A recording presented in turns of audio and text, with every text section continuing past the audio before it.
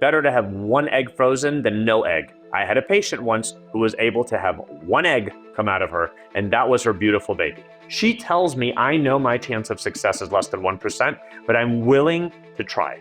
People should really take their health into their own hands and make that move and go to the doctor. Are there things that they can do to increase their chances of fertility? You want to make sure that you're taking your prenatal, you're taking your omega-3s, the DHA, you're taking your methylated folates. Is that like a vitamin or a supplement that you could continue to take after you've had your baby? You know, it's really emotionally taxing at some point. How does she protect her mental and emotional health? If you have no emotional support from your doctor, then you are in the wrong place. My team gives so much love and are so compassionate and caring to my patients. Decades from now, people in their 20s, it's going to be a normal part of being a female. Finish college, freeze your eggs, move on. It's a graduation gift to give yourself, huh? Okay, real talk. When it comes to fertility in midlife, there is so much confusion out there. From social media myths to outdated advice, it can feel like no one's telling women the truth about their options or the urgency until it's too late. That ends today. My guest is Dr. Shahin Ghadir, a world-renowned fertility specialist, founding partner of Southern California Reproductive Center, and someone who has helped thousands of women, celebrities included, navigate the most personal, high-stakes decisions of their lives. We're talking freezing eggs, getting pregnant in your 40s, hormone truth bombs, and the emotional weight of wanting a baby when time feels stacked against you. Whether you're child-free by choice, thinking about solo motherhood, or trying to beat the clock with science on your side, this episode is required listening. So let's get into it. Well, welcome to the iconic Midlife. How are you doing today? I'm doing really well, and I'm excited to be here. Oh, good. I'm so excited to talk to you because, as you can imagine, fertility is such a big issue for midlife women. And once you hit 40, I feel like, the things start going through your head. Maybe you've wanted to have children, but you haven't gotten there yet, or you haven't met the right person, or you're just trying to figure out how to do it sort of on your own. So I wanted to get, your take on what fertility after 40 looks like. Just to kind of start things off, I feel like there are so many myths and, half truths and things that kind of fly around that, people really want to get clear on. So, just to start it out, for a woman, let's say she's 40 or 40 plus, how likely is a woman at that stage in life, going to be to get pregnant naturally? This is an incredibly important topic. Women over the age of 40 are now a large population of pregnancies. Women are no longer having that many kids in their 20s. We know some women are starting in their 30s, but they're also starting a lot of their careers in their 30s. So it's complicated. Many, many women walking into my office are very interested in having children in their 40s. And the chance of having a healthy pregnancy after the age of 40 falls to be under 10%. When a woman is 20 years old, it has been known that 90% of her eggs are good and 10% are bad.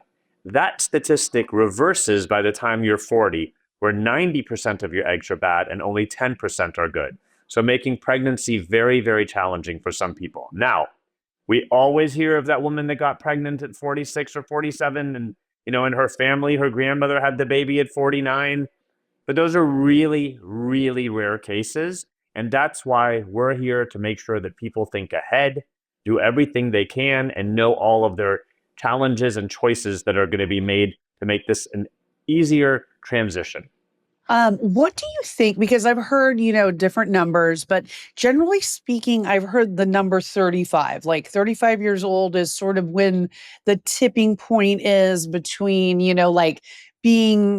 having an easier time of getting pregnant naturally versus after. What do you think about that? So 35 changes lots of definitions, puts some people into the advanced maternal age category, but it is not a light switch. There are some people, we do know that statistics and studies have shown that from the age of 26 to 28, that's when women start to have a decline in fertility. I have had patients of mine that came in at 31, 32, 33, and had an incredibly difficult time getting pregnant. And then I have had 45-year-old women come in and it was easy. So when you say 35, I think it's an average when some women begin to have difficulties, but everyone is on their own timeline. And that's what I can't stress enough is that the importance of doing testing annually, discussing these things with your doctor, knowing where you stand, so there's not a big surprise hitting you at the wrong time. That's also a good point. It's very individual, in other words. So, like, people should really take their health into their own hands and make that move and go to the doctor and get these things tested. 100%. So what is the woman asking for when she, let's say she's going into her OBGYN and she's thinking about having a baby, and are there certain tests that she should be asking for from her doctor?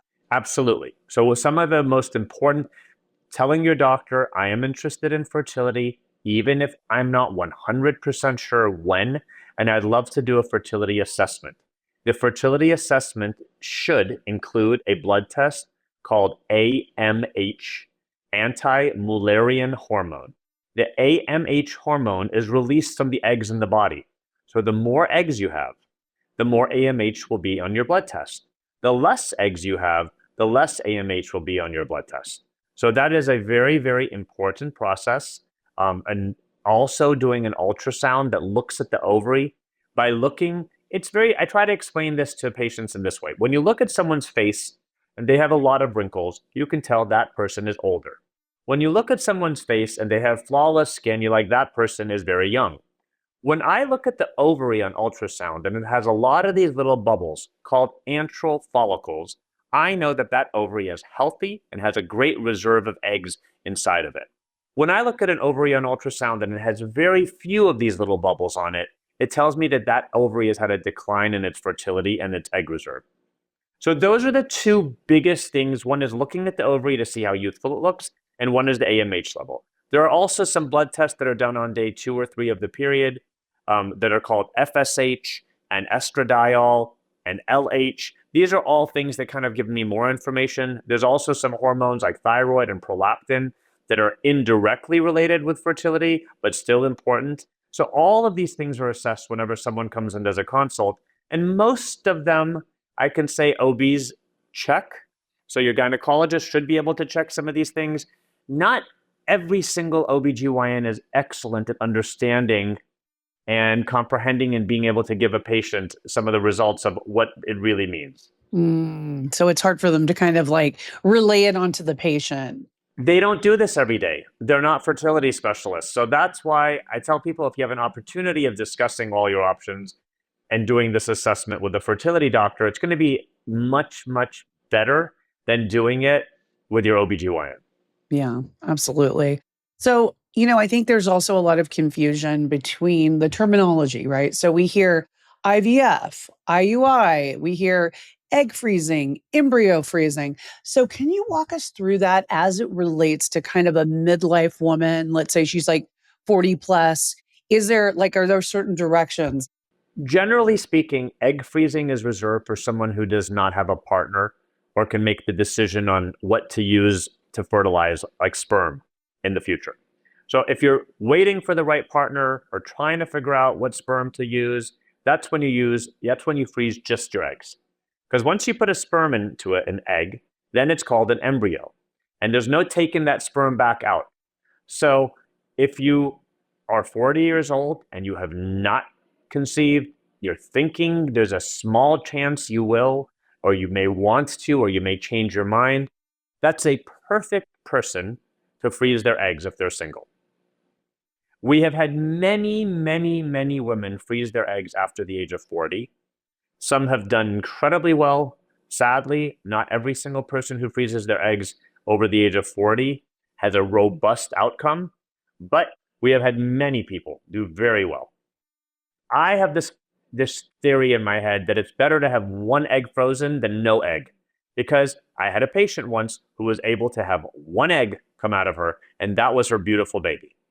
The embryo, on the other hand, is better for partners. So if there's a male and a female in the relationship, you then put the sperm with the egg and then make an embryo, because the embryo, as it grows, is able to have genetic testing on it done, and we will know if it's genetically normal or not. You cannot do that on an egg. You cannot check the health of the egg alone because it damages the egg. But an embryo goes from 1 cell to 2 cells to 4 cells, 8, 16, and continues. By the time it's been growing for 5 to 7 days in our lab, it's between 150 and 300 cells. And we have the capability from taking a couple of these cells and sending them off for genetic testing, freezing the embryo, and a week later we get genetic testing results, which let us know if the embryo is healthy or not. So do we have a higher rate of like birth defects and things like that after, 40 and above? We do. We Okay. 100% have more chromosomal defects because women are born with all of the eggs that they have in their body the day they're born. And those eggs have been there now for 40 plus years. So during that time, some of these eggs begin to have what we call sticky chromosomes, chromosomes that stick together. That's why, for example, women that are over 35 have a higher risk of Down syndrome. Down syndrome is an embryo that has an extra chromosome 21, because when the female egg has been there for a while, maybe 2 of the 21 stuck together, and then the male partner gave a 21. So now we have 3 chromosome 21s, which is Down syndrome, and obviously not a perfectly normal pregnancy. Okay. So that's kind of how the birth defect comes into play. It also happens with sperm. So studies have shown that men that are over the age of 40 have a higher risk of chromosomal problems and other defects as well. Okay. So it is reliant on the sperm as well. I mean, it's really important to test both. Absolutely. Absolutely. It is very important to know that the issues with egg are equally as important as sperm, and the reasons why people aren't getting pregnant are equal, male and female. Mm. Okay. That's really good to know. Yeah. So we usually say 40% of the issue comes from the egg, 40% comes from the sperm, and sadly, even to this day, we have about 20% of pregnancies that are infertility issues that are unexplained, and we just don't know why. Wow, that's interesting. So even now, I mean, you couldn't say with maybe 100% every single time, this is why, like this pregnancy didn't come to fruition or why it wasn't successful, because it could be a whole, and within that fertility, like infertility range, is that just, could it be environmental? Could it be like health within, one of the two people? Is this just like a mix of different factors? There's many things we can figure out these days, but as much as our science had advanced, it's still not 100%. With figuring things out, 100% why a pregnancy doesn't implant, 100% if it's the egg or the sperm, those are the things that we kind of just don't know. And what is, because there's also, I feel like, some confusion between IVF and IUI. Yes. So I know some people start out doing maybe IUI and then they move to IVF. Yeah, tell us a little bit about that.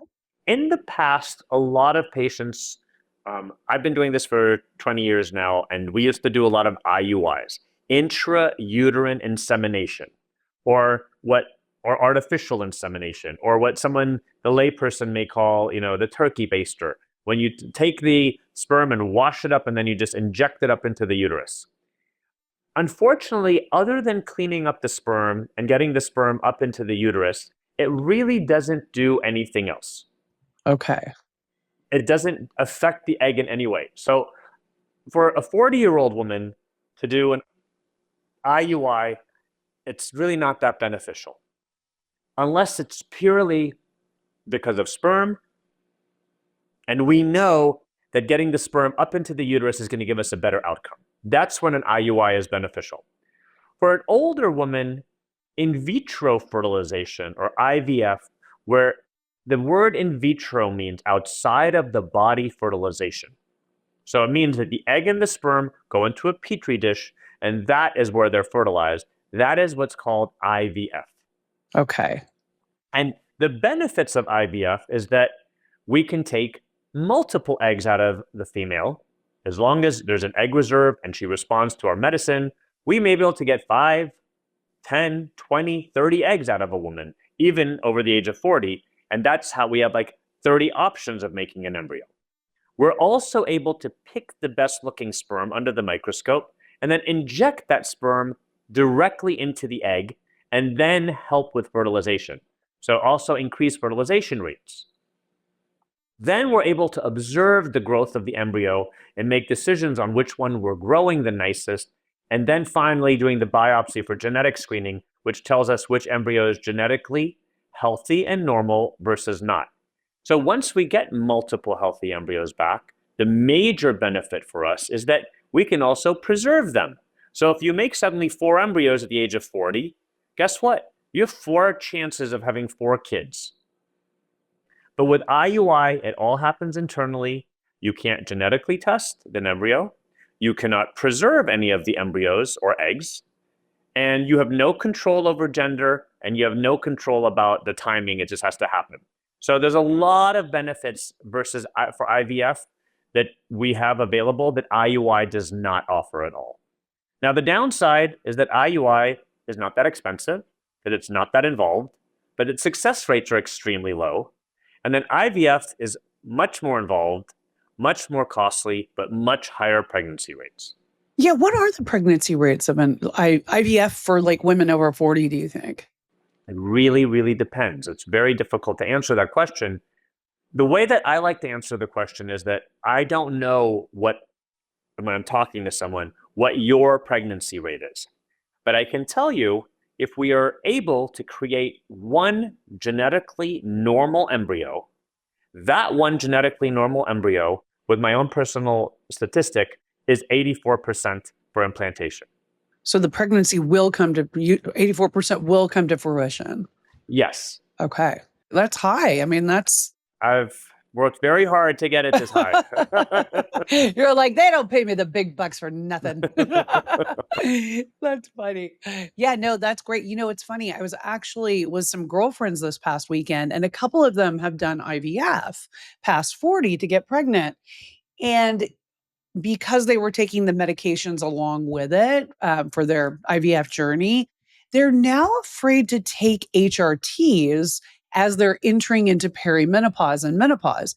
Now, do you think that that is a fair assessment, or are they two separate things that they, should be treated differently? Completely two separate things that need to be treated separately. One has nothing to do with the other. There are no studies that have ever correlated or said that if you've done IVF, you have a higher chance of cancers. Never. In the history of me doing this over 20 years, we've never had those studies. So if people are thinking, wow, I've already done all that, I've already given all these hormones, it's not accurate what they're thinking. And the doses of HRT that people get, people don't understand that the dose of HRT is almost 1/10 of a birth control pill. Their whole life, they were happy to take a birth control pill. But now that their own hormones are going down and the HRT pill is 1/10 a birth control pill, they're suddenly scared. Now, I'm not advocating that everyone going into perimenopause or menopause should be on it. That's a bigger discussion with your doctor to see what your risk factors are. The timing of when you start is important. If it's you stop and you go into menopause for 5 years, then go on it, it's very different than if you're not quite and you go on it during the perimenopause. The statistics of what's safe and not is very different. And that's a deep discussion and an important one with your gynecologist. Yeah, that's a good point. And also, the birth control pill, that's synthetic hormones. That's not even bioidentical hormones. It's true, but not all HRT is always bioidentical as well. So it's a big discussion point there. And I think it's interesting too because we look around, especially in Hollywood and Los Angeles, and we see a lot of celebrities, let's say, that are like 50, 53, who are having babies, well into their 50s, but they're not really saying, how they're doing it. And I think it kind of leads people, right, to kind of second guess. They're like, okay, if I see this person in the public eye at 55 getting pregnant, maybe I can do it too, and they don't really get. So tell me your take on that. What are your thoughts on that? So there has, to the best of my knowledge, there is absolutely zero data that says that a woman who is 50 or above can get pregnant on her own with IVF. Unless you froze your eggs at an age where your egg was functional. So if you froze your eggs at the age, when people do, like in their 30s or early 30s or 20s, then you can do great. You could have also frozen your eggs in your early 40s and just been very lucky and good eggs still, and you can get pregnant. But if you didn't freeze your eggs, then those are pregnancies with egg donors. So those are when you go and say, listen, my own eggs are not doing it. I really want to have a kid. At this point, what I need to do is I need to use an egg of someone in their 20s, which is an egg donor. But no one is really raising their hands and saying I used an egg donor. Now, we do. I've done thousands of egg donor cases. I really don't know. I don't think that people are just running around announcing that. Right. Right. It's almost like there's like shame, or I don't know if it's embarrassment or just not. What do you think it is? What I can tell you is over the last 20 years, the people's openness to the fact that they have done IVF has changed significantly. Like it went from like no one would talk about it to now everyone's like, oh, I froze my eggs. Oh, I'm doing IVF. And it's like a cool thing. It's like you're smart, you're resourceful, you know what you're doing in this world. But the idea of something incredibly personal, like your egg didn't work and now you had to use an egg donor, I don't think it's something that is as easily talked about. I'm not sure if something that personal needs to be talked about. Now, I'm sure there are some people that feel very comfortable talking about it, and I'm sure there are many that do not. But I like to respect people's opinions on and their comfort level about what they want to disclose and not about their lives. Yeah, that's a good point. I mean, we have to give people privacy, 100%. right? Would you say that there's like an upper limit to egg freezing age wise? That's a really wonderful question. I have patients of mine that have come in and told me, I need to freeze my egg or else I'll never be able to live with myself. I don't care if I just get one egg. I just need to know that I did what I could do. So for the rest of my life, I could live with myself and know that I did what I could. So I respect that. I think everyone is very different. I think that, there are people, I've had patients that were 44, 45 and froze eggs and it worked. But then I've had patients that was like 46 and froze and then it never worked. And then again, it gets difficult to even make eggs at that point and retrieve the eggs. So it's hard to give an age. I can tell you that there are some clinics that won't even say hello to you after a certain age. And usually that's 42. Some clinics even 40, but I don't do that. If someone, I have told patients, I have a 48-year-old who makes 10, 15 eggs every time we do an egg retrieval. And I told her, as long as you know that your chance of success is extremely low, I am here to hold your hands through this. And she knows. She tells me, I know my chance of success is less than 1%, but I'm willing to try. And not everyone has that financial ability, that physical ability, that mental and emotional capability. So I think it's very individualized. And that's one way that I really try to practice medicine is that it's not cookie cutter. We don't close our doors on the statistics. Patients, every single patient is their own story and own timeline and own protocol, and everything has to be done for that person. What would you say to a woman talking about the financial sort of aspect? Because it can get pricey, the farther you go into it. What would you say to somebody that was maybe not as, financially, solid as someone else, but is really, wanting to have a child and is struggling with fertility? As a parent of four who's been through a lot myself and doing this for over 20 years, I think the chapter of your life that introduces children and changes your own entire world for the rest of your life is a very important one. I am 100% aware that it is the biggest challenge financially for those that don't have coverage for this. But at the same time, I think it's one of the biggest investments of your life into one of the most important chapters of your life, if that's important to you. So I'm a little biased because I've seen how it's changed people's lives. But then again, it has to do with the person. I have patients that are like, yeah, I'll have a kid, but I'm not willing to spend that much money. So maybe just try and see what happens. If I don't get pregnant, I'm fine. And then there are people that that is their entire livelihood and future depending on it. And then I'd say, then do what you need to do. There are loans, there are scholarships, there are grants, there are programs. There's lots of different options in this day and age to do. But sadly, the financial aspect of this whole process is probably one of the most challenging aspects of it. Hmm. And for something that's so, like if that is your goal in life to be a parent, can become all consuming. You want this baby so bad, and you're on this IVF journey of it. Maybe it's not successful the first time, and you're trying and trying and trying. It can kind of, there can be like a mental sort of an emotional toll that it takes.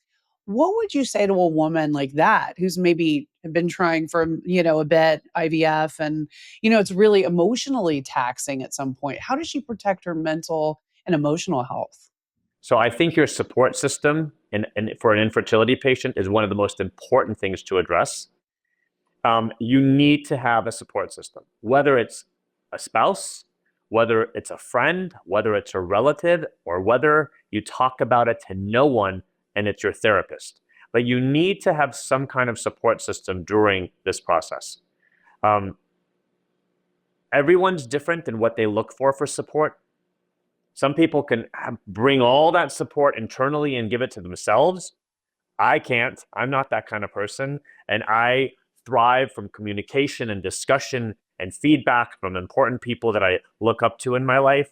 But I do think that it can become a struggle. The other thing is that I really, really think that the clinic you're going to and the doctor who's treating you is key. If you have no emotional support from your doctor or his team, then you are in the wrong place. My team gives so much love and are so compassionate and caring to my patients. Sometimes I get jealous because they're giving them the. I'm just kidding. I am so proud of the fact that when people graduate or are leaving my office, they tell me, your team just was incredible and there for me. And that is really important. I think it's incredibly, incredibly important to have a team that is you are a part of, you feel listened to, you feel heard, and that cares about you. And if you're not in a place like that, you need to find a new place. Yeah. And how does, let's say a woman's in a place that isn't great for her, like what is the best way, particularly a midlife woman, what is the best way for her to find that right doctor? Listen, I say like reading reviews is important, but every single healthcare provider or professional out there who has reviews about them, people are, here and there are writing crazy things. You have no idea who they are and what they're talking about. But you can get an overall gist of reviews. I think you also talk to people, you ask your doctors for referrals. Um, but you're the ultimate decision maker. I have patients these days that tell me, you're my fourth fertility doctor I'm interviewing. They want to understand. They want to have a choice, and I think that is so smart. I am not the right doctor for every single patient, and people are understanding that they need to find the doctor that they believe in, the doctor that meshes with them, and I think that's an important process in the whole thing. I do think though, doing your search online, looking at their social media, looking at their website, looking at their Instagram videos, and when they're talking, do you like their messaging? Do you like how they talk? Do you like the things they're talking about? I think you start to get a feel for some people. You know, I think it's a nice way to understand. And if the person is like missing from the world when you Google and can't find anything or anything that's of any, maybe that's not the right doctor for you again, because there's nothing about them there. Yeah. If there's no like social media whatsoever or like no online presence. I think in this day and age, I'm not really good at taking my phone and taking a selfie every time I walk into a restaurant or market. But I put enough out there that is meaningful and I believe that is important to give a message to everyone every day. A little post, a little this, a little that. And I've suddenly walked onto an airplane and someone's like, "You're the guy I listen to every morning." Or my waitress at a restaurant was like, "I listen to you." And these are things that like make that moment for me. I went to a restaurant recently and this guy came and said, "You're not my doctor, but you helped my wife and I get pregnant. We followed every single thing you said, but we don't live that close to your clinic." And it was the hope you gave people. So I think you have to have some kind of bond. The bottom line I'm trying to say is that you need to have some kind of bond with your doctor and their team. Yes. And it's good to put those touch points out there, like you're saying, so people can connect. Absolutely. Absolutely. You know, I have to tell you, I am invited on many lovely podcasts just like this. And people really trust the podcast that they listen to. Hosts and hostesses that bring people on with that are trusted and are good at what they do. So that's a way to look at this as well. If you don't know how to find, maybe there are people that know how to find. Good point. Yeah, that's true. I mean, it is. And you are building a community and an audience that, like you're saying, it really trusts you. So it's so important, what you put out there. And also, I was just thinking, with women over 40, the egg quality discussion comes up quite a bit. So, for a woman in midlife after 40, is it more important to have egg quality or egg quantity? Quality. So women after the age of 40, no matter what, quantity is going to go down. Once in a blue moon, you have a woman over 40 who still makes lots and lots of eggs, but no one cares about lots of eggs. We care about healthy eggs that are going to make healthy embryos. So I rather get 3 eggs. And I recently had a patient who was around 40 and she had only made 3 eggs. But guess what? She made one of those eggs, 2 of them fertilized. One of them grew beautifully the whole week. The other one didn't. The one that grew was eligible to get a biopsy and we froze it. And a week later, I called her and said, "You made a genetically healthy normal embryo." And I put it back in her a month later. And she is like 15 weeks pregnant now. And she only started with 3 eggs. Yeah. Wow. Wow. Yeah, that was meant to be. That one It was meant to be. It's meant to be. Yes. coming Yes. in hot. Very hot. Right? And that's great. She's almost through her first trimester? Oh, she's halfway through her second. Yeah. Okay. For the women at home, let's say they're like maybe they're in their 30s or leading up to 40. Are there things that they can do to increase their chances of fertility? I think always having a healthier lifestyle is going to be good for you in every aspect of your health, including your fertility. So if you're overweight, that can make a challenge for fertility. With that being said, I know many people that are very overweight and got pregnant like that. But generally speaking, weight is very important. You want to make sure that your ovulation pattern is very regular.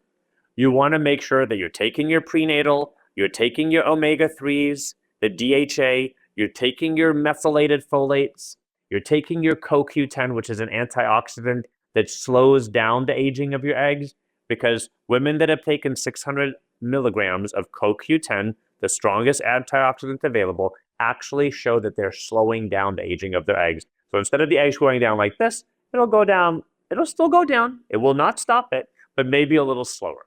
So those are important things. I think eating a healthy diet that is not full of preservatives and chemicals, which is basically, in my eyes, like a Mediterranean diet that has fresh foods and fresh vegetables and fresh fruits and things that are full of vitamins and are natural, is very, very important.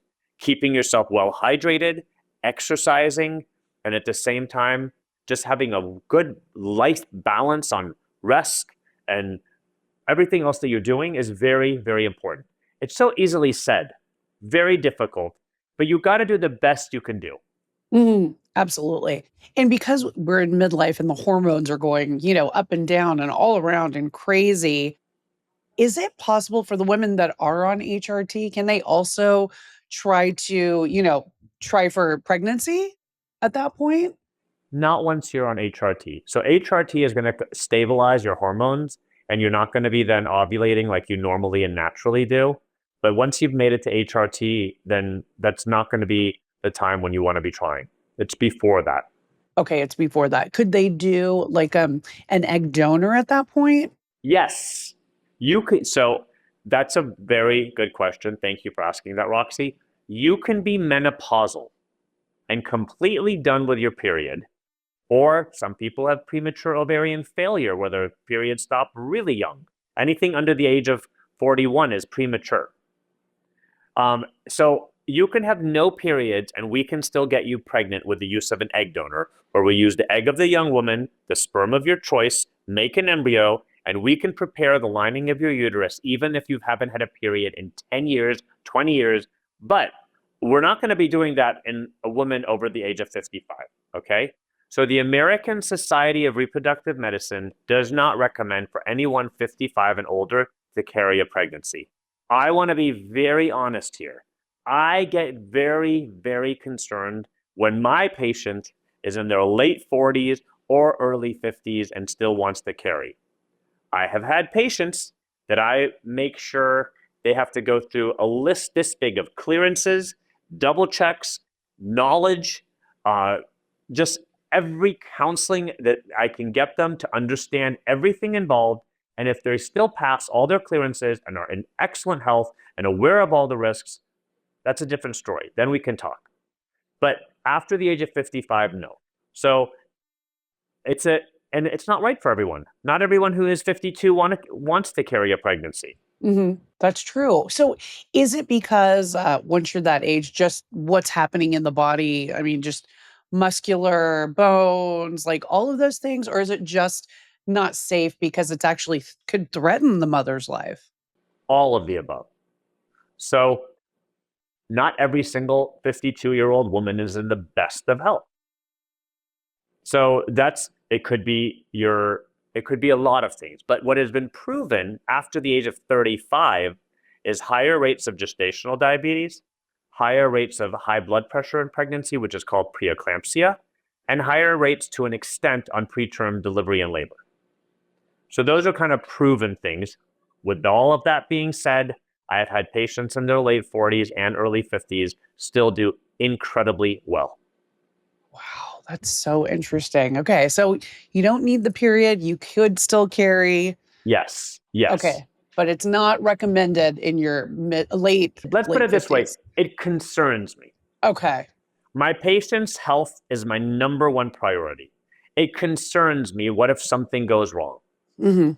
Yeah, no, it's a viable concern, of course. Like, absolutely. But I've had some patients that have been in incredible health.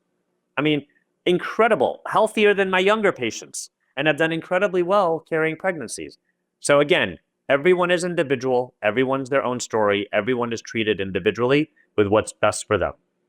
For my story personally, I got pregnant at 38 naturally, and then I had my child at 39. And I keep hearing these statistics where they're saying the later you've gotten pregnant and delivered a child, maybe the less risk of health issues down the line you might have as far as like cancer and things like that. Is that true? No. Is there in sort of any correlation with that? Okay.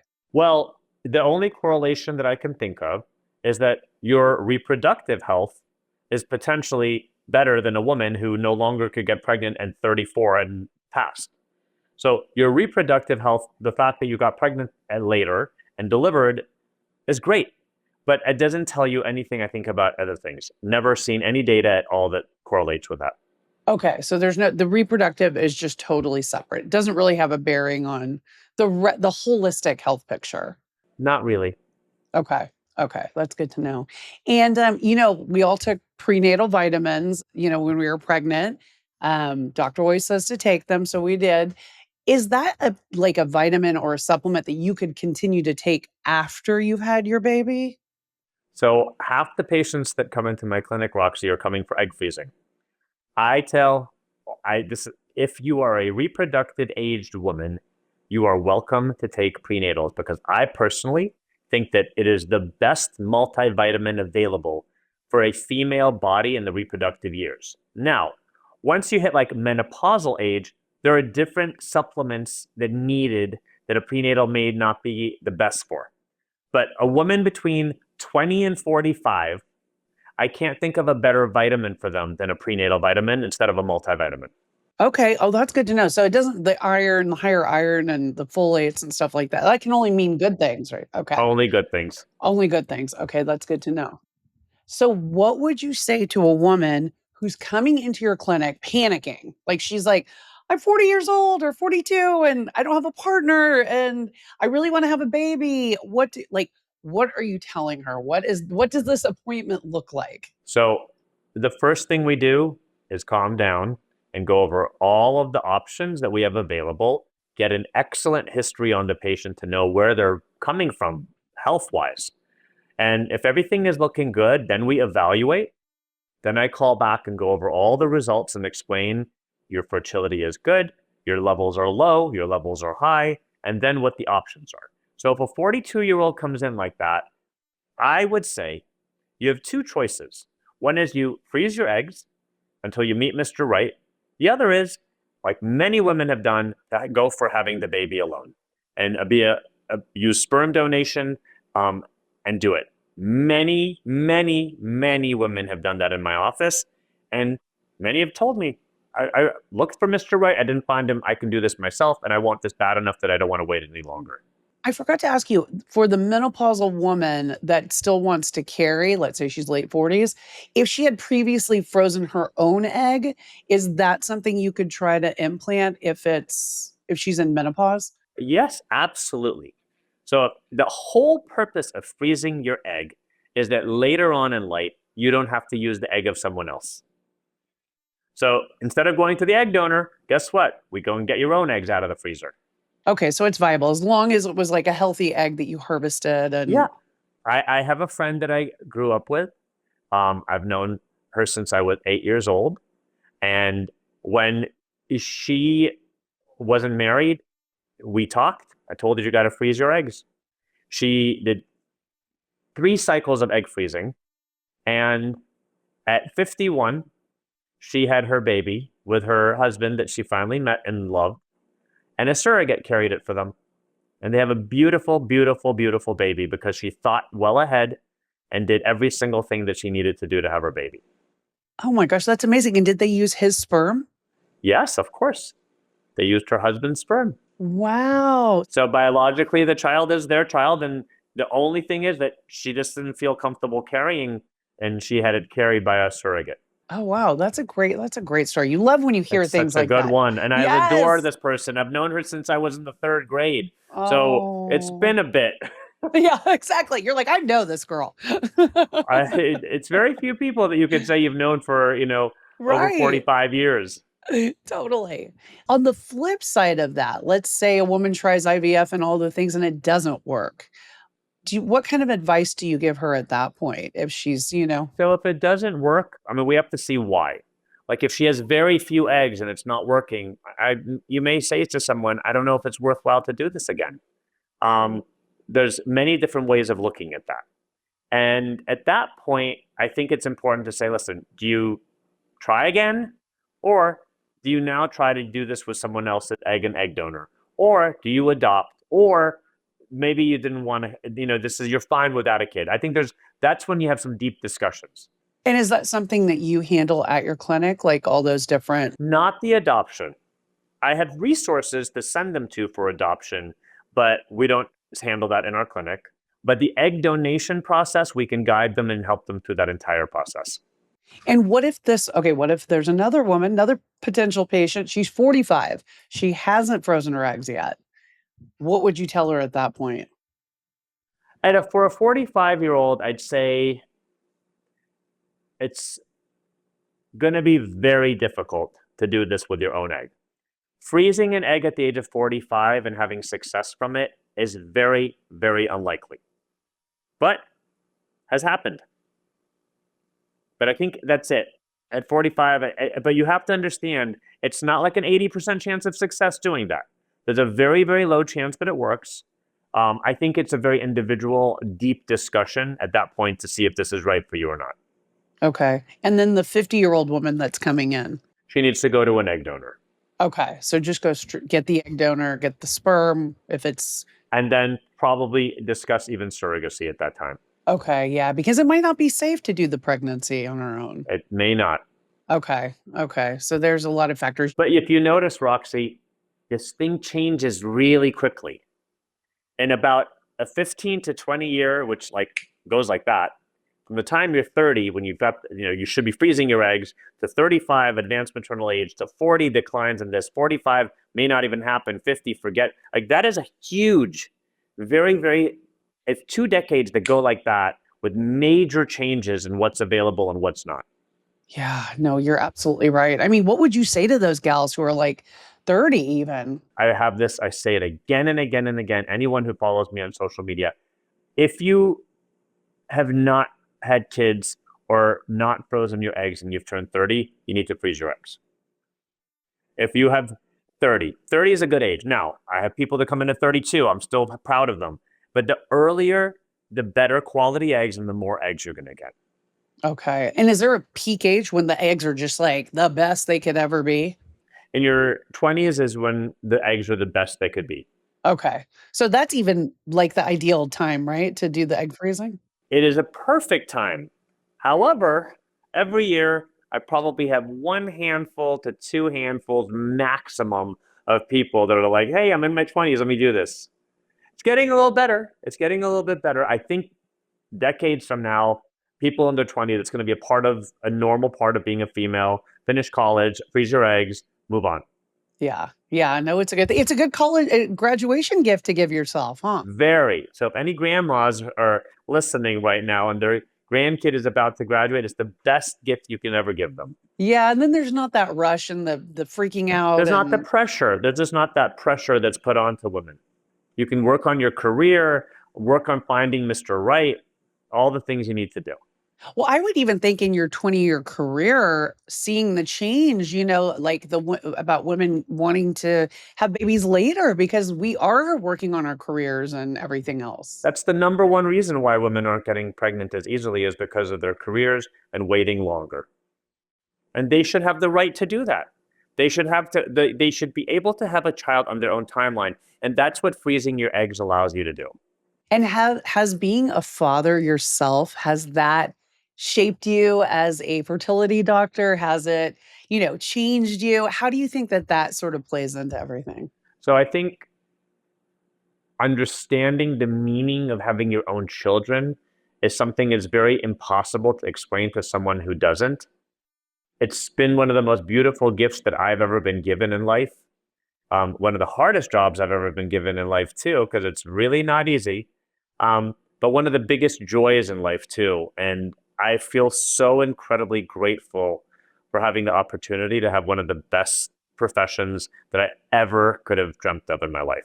Yeah, I know it is. I mean, you probably see the happiest of the happiest, I it's do.